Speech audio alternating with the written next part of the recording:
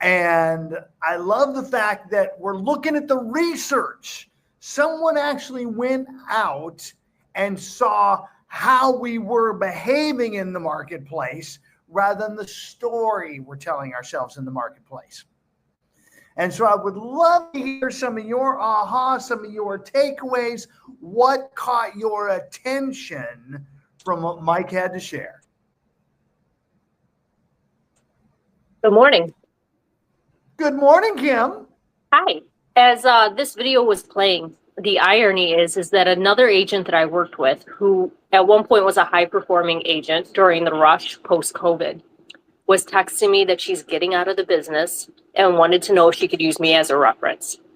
And as I listened to this video, I couldn't help but, how many leads did she not call back? How many people did she not stay in contact with? And this was a 20 unit a year producer. Interesting times for her, because you're absolutely right. That's the only differentiation, Kim. I hear so many people saying, Russ, I need leads. And the leads are not the problem. It's what you're doing or not doing with them that's the problem. Think about this. People move once every 10 years, let's say. If you have 100 people in your phone that you follow the models we teach and stay in conversation and build a meaningful relationship with them, that means there's 10 transactions a year right there. Mm-hmm. Yeah, where's the new lead? Where's the new lead? Where's the new lead? Awesome aha, Kim. Celeste, I see your mic's hot. Well, I found myself wanting first to get a copy of this video because I know I could share it. And the second was the concept of just get boring. And I'm like, oh yeah, that's the reason we keep talking about just get on the phones, meet at that 2 to 5 time slot and make phone calls. That's where the boring time is. But that's the whole point of this. Get on the phone and just make the phone calls. Keep it simple. That's an awesome aha, because you absolutely will know you are doing the right things towards moving towards success if you are bored every day. Yeah. Success is boring.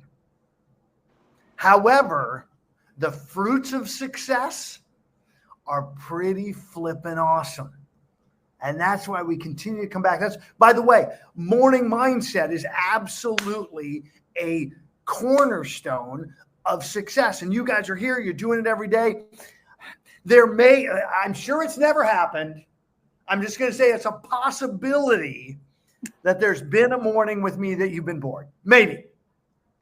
And yet sticking with it, doing it, continue to develop you is helping to develop your business. What else you guys take away from that? I don't know about the rest of y'all, but I kept hearing somebody in the background saying, make the calls, make the calls, do the boring stuff. We went to a conference last week. I guess it was the week before last. The one line in that whole conference that stood out to me was, there was a team of 3 women, I forget, girls on, not Girls gritty with girls. Girls with grit. That was the team. They had all this wonderful presentation and process and all the stuff. The one line that stood out to me to all the stuff that they said was one little girl on that team stands up in the middle of everything. While everything is going on, and this one line just shoots out. She said, guys, you got to do the boring shit. I was like, okay, well, that was the conference. That was what we needed to hear. You got to do the work. If you do the work, it yields prosperity. That's the way it's always been. That's the way it's always going to be. You got to do the work. So here's the part that blows me away on that, Doug, is you and Jeanette are doing the work. You and Jeanette showing up 2 to 5. A lot of times I pop in that room and you're the only 2 there. Supporting each other, doing the work. So how many of you, by show of hands, are exceeding your financial goals and are financially free based on your cash flow? I'm not seeing a lot of hands go up.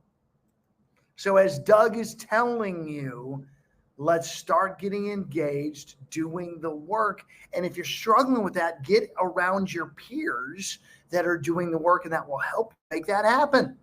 What else, man? There's so many good nuggets in here. I just look at it like make an impact. Actually have the conversations. I don't care where they happen from. Go ahead and actually have the conversations. Go out and meet the people. Go out and make a call.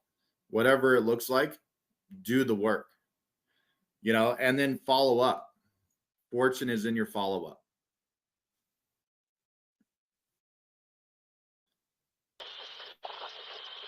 I think Russ would say that's a really good point, Brian. But his Puerto Rican internet's down. He's going to tell me that was a really good point, and we should continue to do that stuff, guys. It occurred to me when I realized that this was an Inman presentation. Russ had made and it was like a fleeting comment at whatever point, maybe 2 years ago. He played something else from Inman and said, you should all have an Inman account or whatever. I'm not telling you that this is what I heard, so you do what's right for you. And I signed up with an account with Inman News or Inman Connect or whatever it is. So I get access to whatever. They send me some stuff by email. And I'd say largely I've forgotten about it. The only time that I'm reminded by it is when the thing renews and I pay the $100 a year, I think is what it is. And the thing that Russ showed us that time was great. This is great stuff.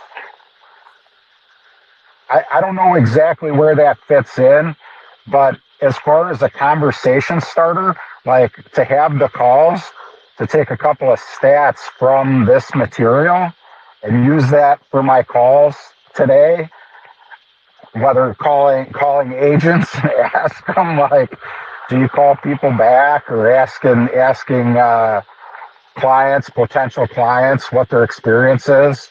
Just taken from our language from the last book. What's your experience with agents calling you back? I think there's gold in that. And the last thing I would say, it kind of makes me realize, like I've heard that before, do the boring work, and that's good stuff. It's very easy for me to identify in other people where they gain significance from their drama. Like look at the problems or whatever and they're so focused on it they can't do anything good. I don't think that I'm quite that limited or that low vibration with it.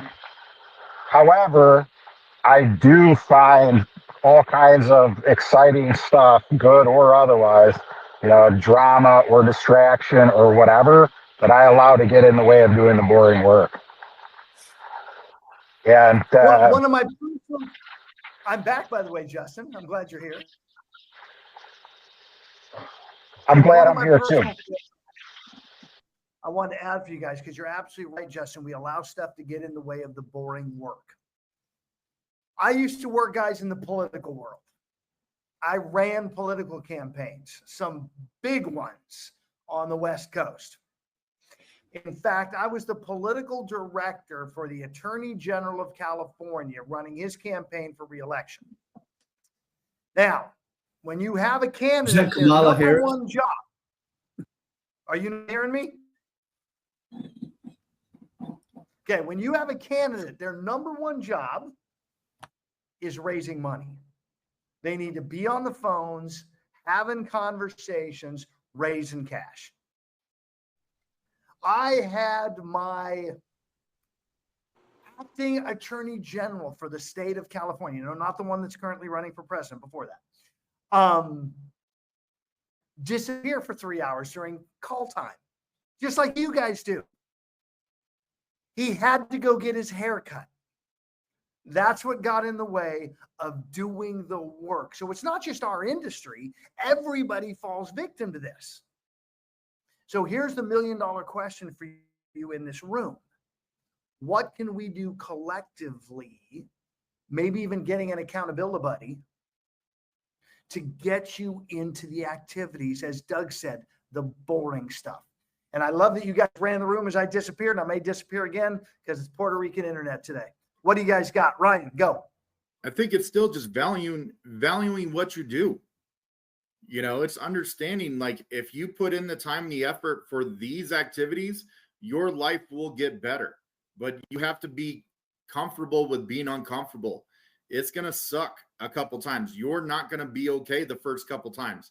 You're going to get your butt kicked. You're going to get your teeth kicked in. You're going to get told off. Get over it. Okay? We're all adults. Put your big boy panties on. Put your big girl panties on. Let's do some work. And let's go get after it. That's how you get better. Because whether you want to practice in a safe zone with Uncle Russ, or you want to get actually after it with just a phone call or get in front of somebody, let's make it happen, guys, because that's the difference. And those are the people that are going to succeed. Either you're going to get the business or give me the number and I'll call and I'll make the business happen. So who wants to give me their whole database right now and I'll make the calls? You guys ready? I just want to record what you just said so I can keep playing it in my head. Well, it's still recording, Glenna, and so I'll look to get it up in the public domain. That's part of my job. Thank you. Here's the fun part with that, though, this give me your database. It's such a threat. I love the fact that most people aren't making their calls. Like Celeste, you and I had this conversation. It's awesome. You just had your mic hot because it was some big agency wanted to recruit that she was avoiding the calling. I said, great. If you don't call them today, your accountability is to send me their information. Yeah. That thread is so powerful. What else you got, Celeste? Well, I was just going with, we forget that each of us are motivated in different ways.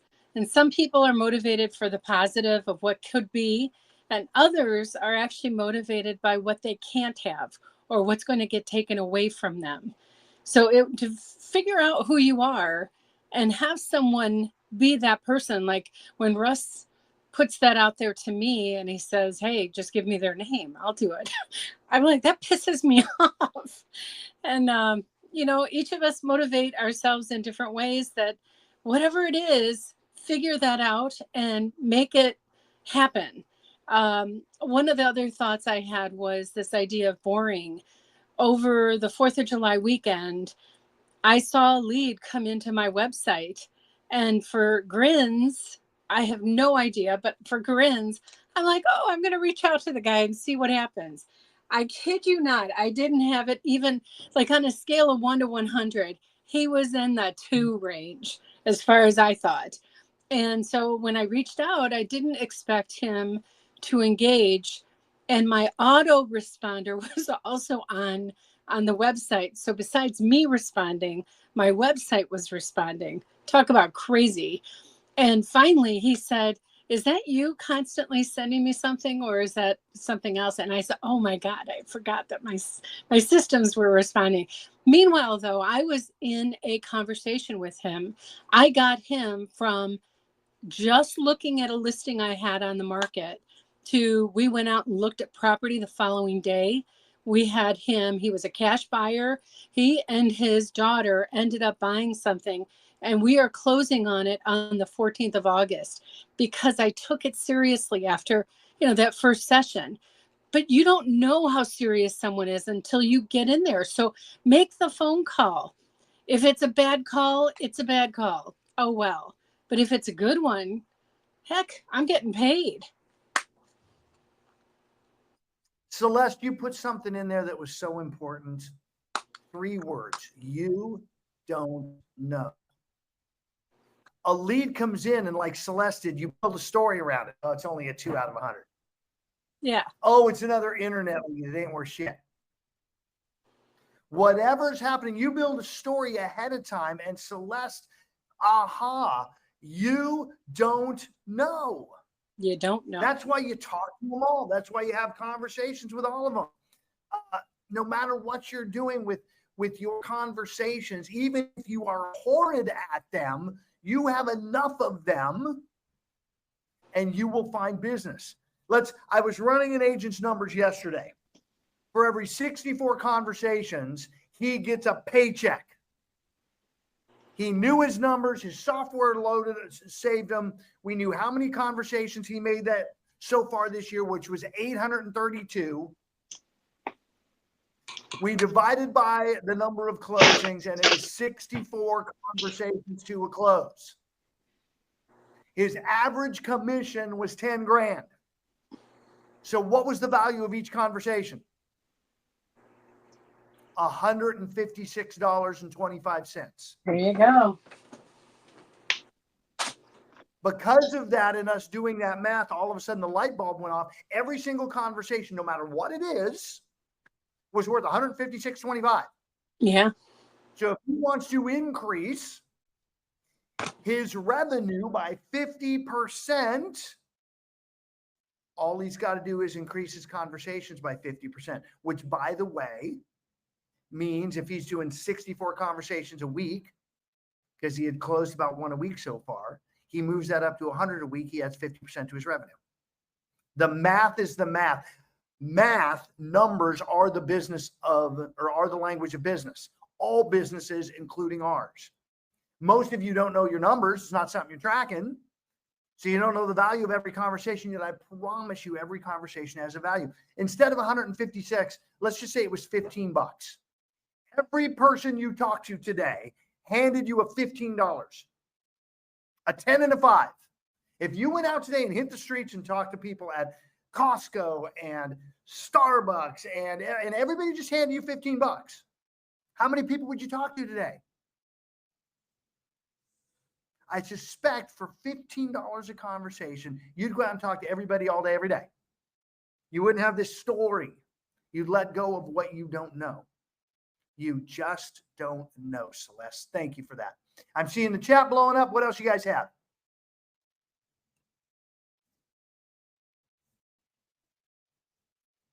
I loved the three things that he said, return the call, better yet, answer the phone.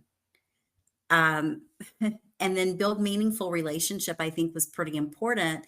That just happened to me this morning.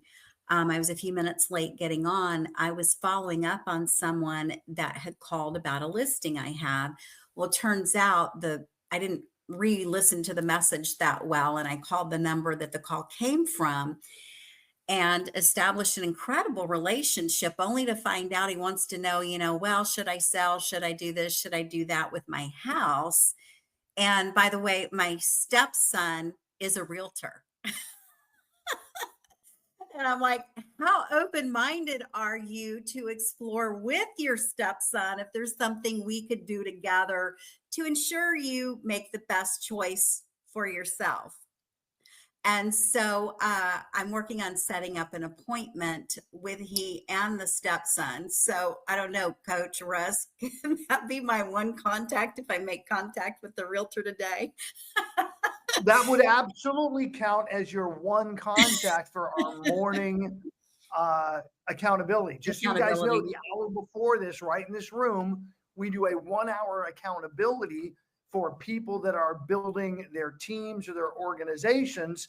Because right now, for most of you, you are following these numbers of make your conversations, do your follow-up, build meaningful relationships with consumers to get your initial cash flow up.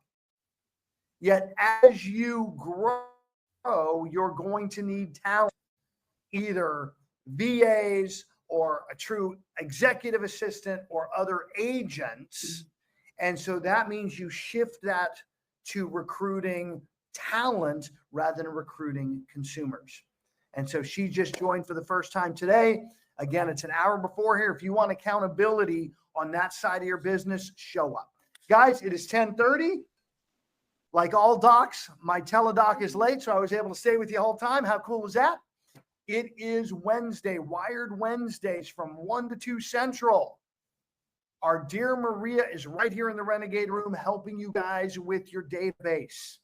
It's one of the 4 cornerstones. Get in there, get the help, be building that out, learn how to use it better, and learn how to dance with your database.